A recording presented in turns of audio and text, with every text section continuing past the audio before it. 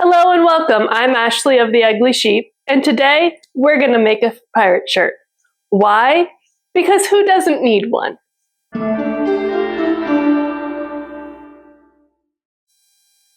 So I actually had two different shirt options to make today.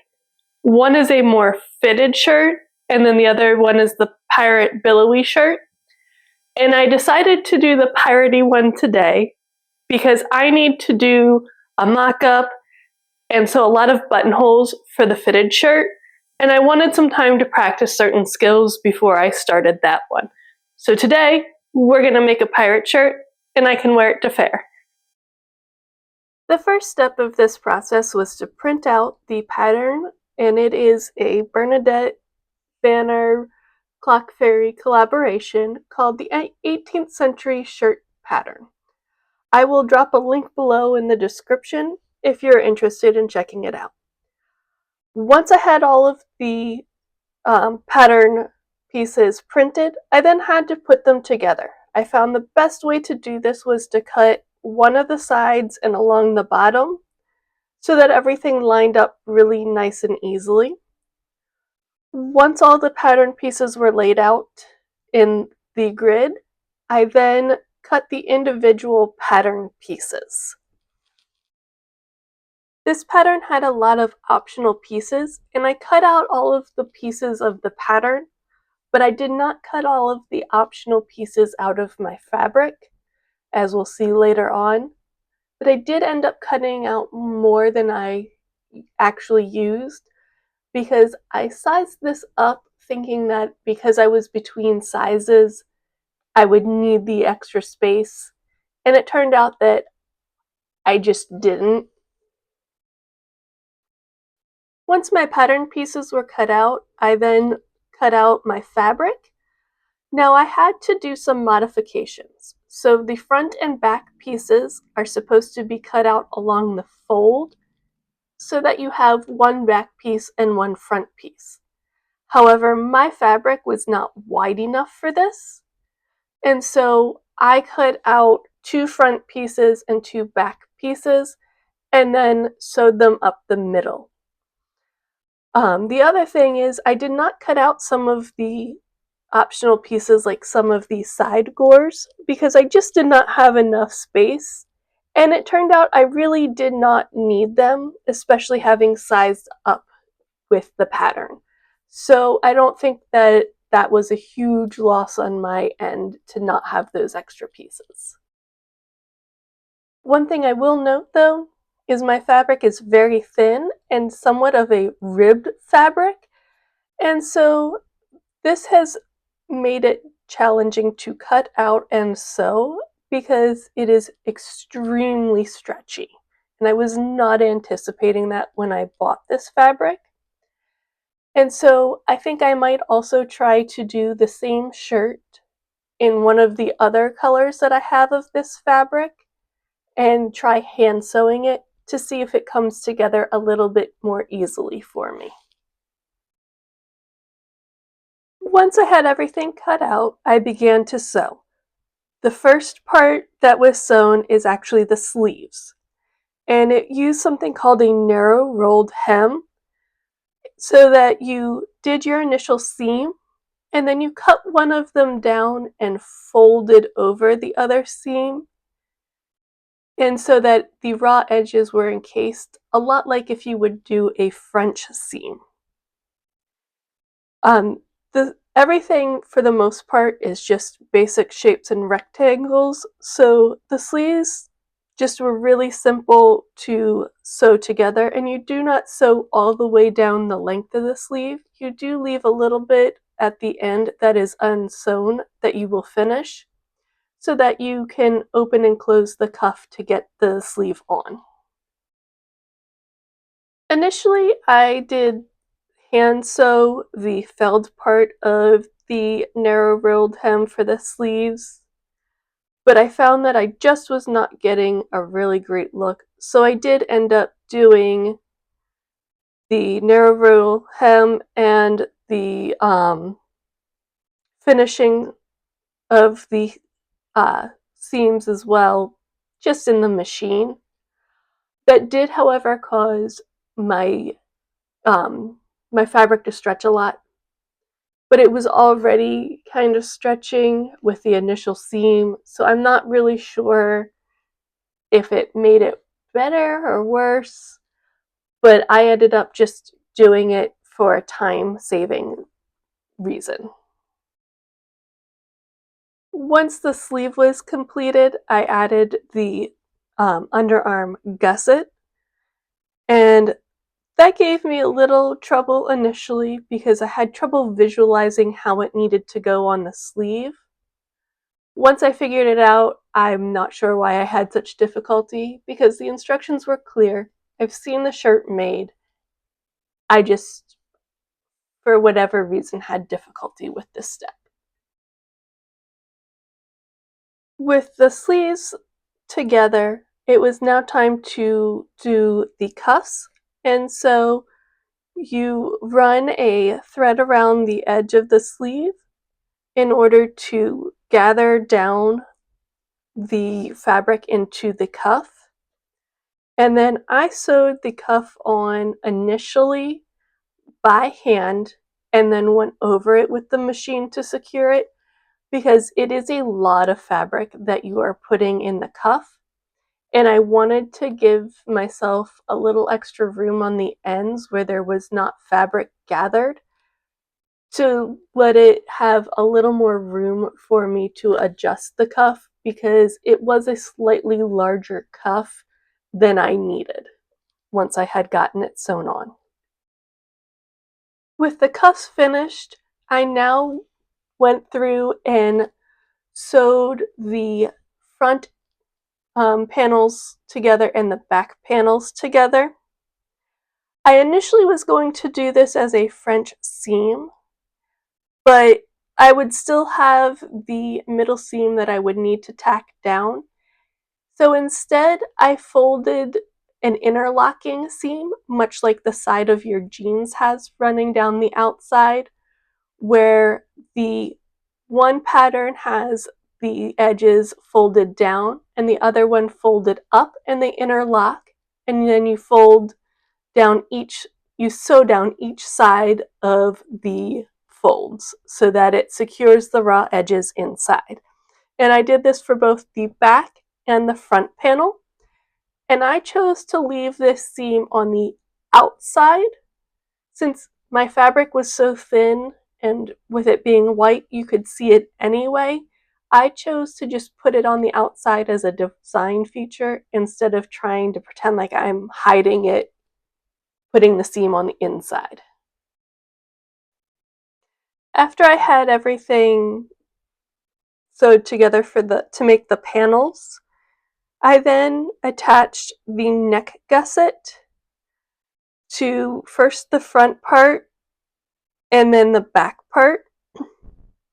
And once that was on, the shoulders are then sewn together to attach the front and the back at the top of the shirt.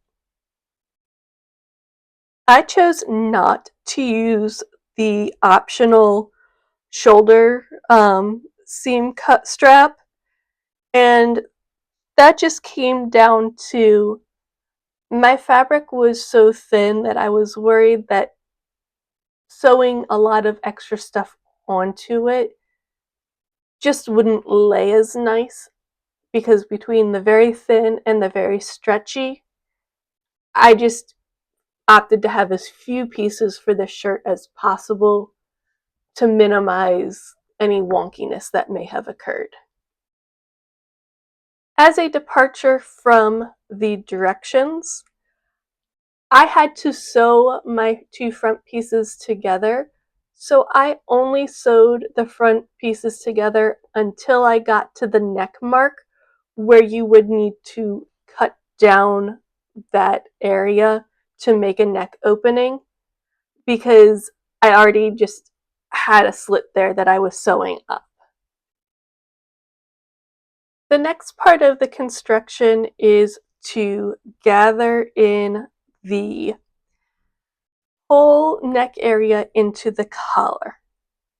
This is a lot of fabric that has to go into this collar. It took me a few attempts to kind of just find a technique that seemed to work well for me. So what I did is I ran my gathering thread, and then I clipped the collar onto the shirt at the very edges of where it needed to be sewn. And then I marked the center of the shirt and the center of the collar. And then I did kind of half, the first half gathered down and pinned it all in place. And then I did the second half gathering down and pinned in place. And then I did just a stay stitch across everything just to hold everything together while I was sewing it under my machine. Because with so much fabric, I could not tell if things were shifting while I was sewing. Once I was sure I had everything in place, I then machine stitched the collar on. This made the initial putting the collar on so much easier to have it basted in place.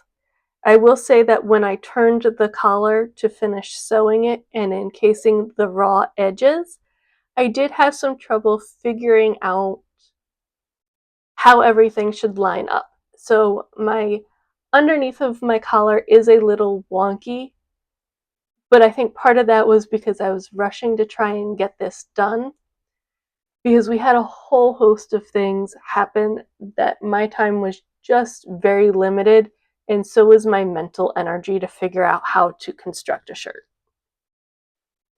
The final part of the assembly involved stitching on the sleeves and then going from the very bottom of the shirt, where you will have your opening V, all the way up the side seam, around the sleeve and the gusset, and back down to make it one long seam. And then once you do that and encase the raw edges, you then do a narrow hem roll along the V and then secure the V. I chose to just do multiple stitches versus cutting out more fabric to do that, because this shirt's just not going to see a lot of wear. I'm going to maybe wear it to fair and wear it as a coverall for when we go swimming at a hotel pool. So it's just not going to be heavily used for me to feel like those side triangles need a lot of extra security. The final step in the process is to sew the buttonholes and in the cuffs and then sew the buttons on. I chose to do the buttonholes by hand because I've never done a buttonhole on my machine, and so I am going to need to practice to do that, but I didn't think that a very thin, stretchy fabric was the best option to learn to do that kind of skill. So I opted to do buttonholes by hand because I knew how to do that and could do it quickly regardless of how thin and stretchy the fabric was.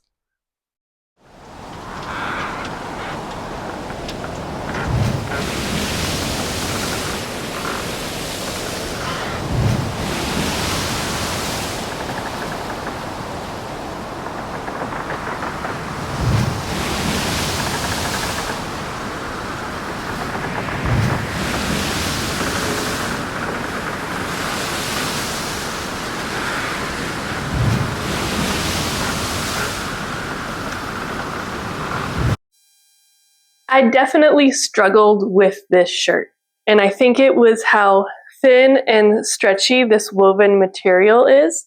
I typically work with much stiffer fabrics working in bags, but it was also, it's hard to tell, but it is a ribbed material, and I don't think it was a good, very thin material to work with for the first time. I am short, So I think I could have shortened these puffy sleeves a little bit, even though they are supposed to be a bit on the long, poofy side. This seems to be a bit too poofy, partially because they're too long. I think if I took a couple inches off the sleeve so it ended more like this, it would look better. I could probably also take a couple inches off of the hem because it's almost down to my knee. I also made it a size up from what I normally am because I was kind of on the edge of the size. I don't think I needed to do that. This would have been plenty big if I had made it the size that I normally wear. I also wouldn't be dragging it down when I was sitting. If I do make this again, and I do have two different colors of this same fabric, I think I would sew it by hand because I think the machine just stretched parts of it, which makes it hard to work with and a little fiddly. But overall, the pattern itself was wonderful, and I will put at least who did the pattern, if I can't find the link, down in the description below. But it was overall a good pattern, and it was supposed to be a big, flowy pirate shirt, and it absolutely is. I did not add the side gore that you could add because I didn't think that I needed it. And I'm glad I didn't put it in because it's already very, very big and flowy. But let me know what you think in the comments below. And don't forget to like and subscribe while you're down there, and I'll see you next time.